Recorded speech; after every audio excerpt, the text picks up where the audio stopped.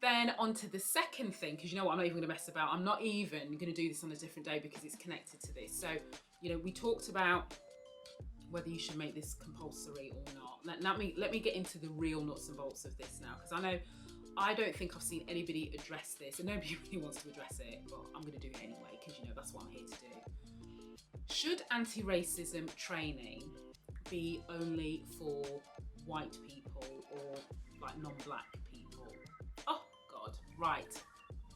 If I had long sleeves, I'd be pulling them up because that's how I like to do when I'm wearing a jumper. No, no, no, and no. Let me tell you why. A phrase that is something we should all remember. So as part and parcel of me thinking about, what I need to learn and unlearn, things I want to do differently, how I can help in whatever arena I'm in, I'm spending a lot of time looking at the apartheid in South Africa and how they brought together, because remember, at a certain point in their history, you could not have, white and black people could not socialise, right? So I'm looking at how when they were forming the kind of new version of South Africa, I'm not saying it was perfect, I'm not saying that they nailed it, but I'm just kind of trying to learn from what I feel is like the closest example almost of what we're seeing now. It's like a weird, I don't know if you feel like this, it's almost like we're seeing a bit of an apartheid now with the divisions, right? And one of the things you have to remember with the word apartheid, which is South African for apart. Now, racism is a system as well as racism as behaviour, right? So let's just remind ourselves that racism is about treating other people differently because you're coming from a place of seeing your race as superior. And in this, it's white people, superior race. That's why there's black on black racism actually isn't a thing. Like there's discrimination, there's prejudice and stereotypes, but racism is all about the majority race that has the power, right? So when you start getting into, from an organisational perspective, forget society for a minute, but from an organisational perspective, we've spent a lot of time, like decades almost, trying to do away with command and control.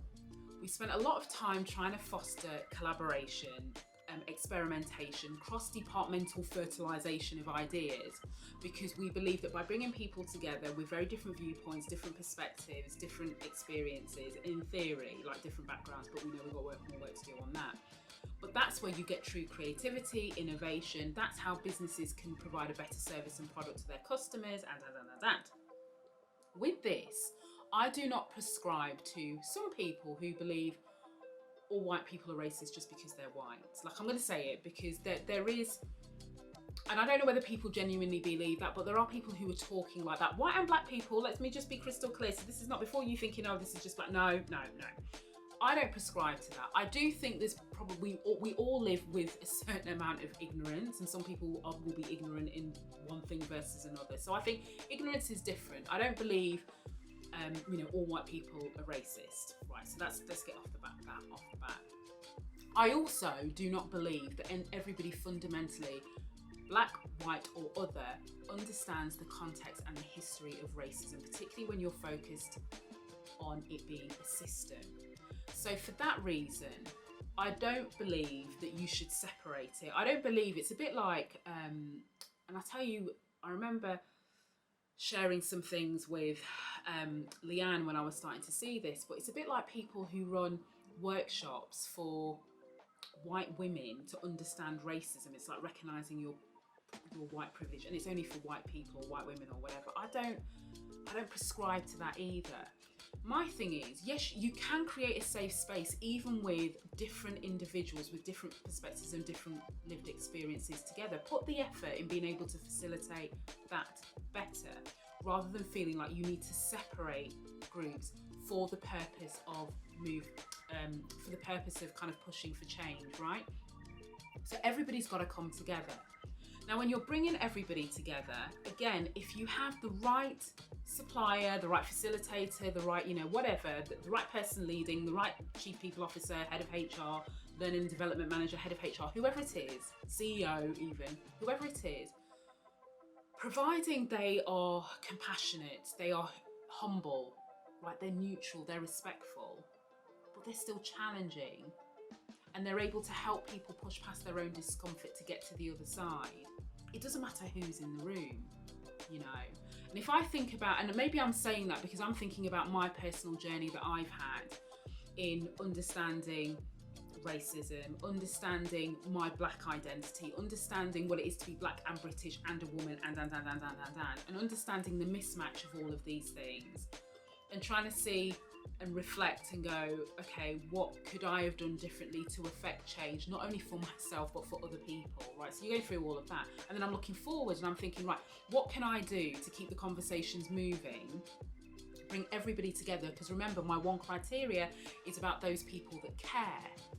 So therefore, that is against my values as an individual in terms of what I'm about. I'm all about accountability, responsibility, and everybody taking responsibility to do some work in this, and it's going to be different work. What I don't prescribe to is the only way to do that is to segregate people.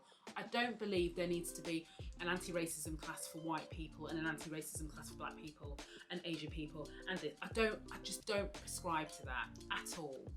And I have seen organisations, I've seen examples of organisations. You remember in the other video I mentioned about this like public sector, I must get out like this lab or something, I can't even remember what it was, but they pretty much did that. And I actually think they put like only men, white men through the, oh God, you know, you're a bit like, yeah, because basically you're going to be skipping to that workshop, aren't you? Gee, I don't even think I would. Do you know what I mean? I'll be like, later.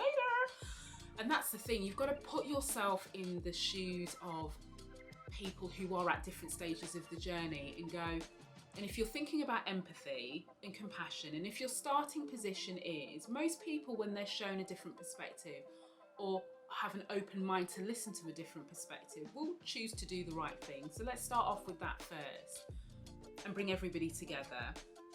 Let's recognise the lived experiences of marginalised groups or black people or whoever and bring that into the fray. But I question what will be gained from separating people. So I guess if you're, like, I hope in the UK we ain't thinking about that. Do you know what I mean? No disrespect to those in the US, but I hope we're not thinking about that. And if for a second you're thinking maybe we should do that, please don't. Like, take it from me, don't do it. Spend more time, slow it down, take an extra couple of weeks, extra month if you need to just make sure that you're creating the right environment. But please don't cherry pick individuals to go through anti-racism training, whatever, or inclusive leadership, or whatever the different aspects that you're wanting to upskill people and raise awareness in, according to the colour of their skin. One criteria that is a good starting point is do they care and do they want to be part of change? Do they want to help the organisation? Do they want to be active allies and support their colleagues?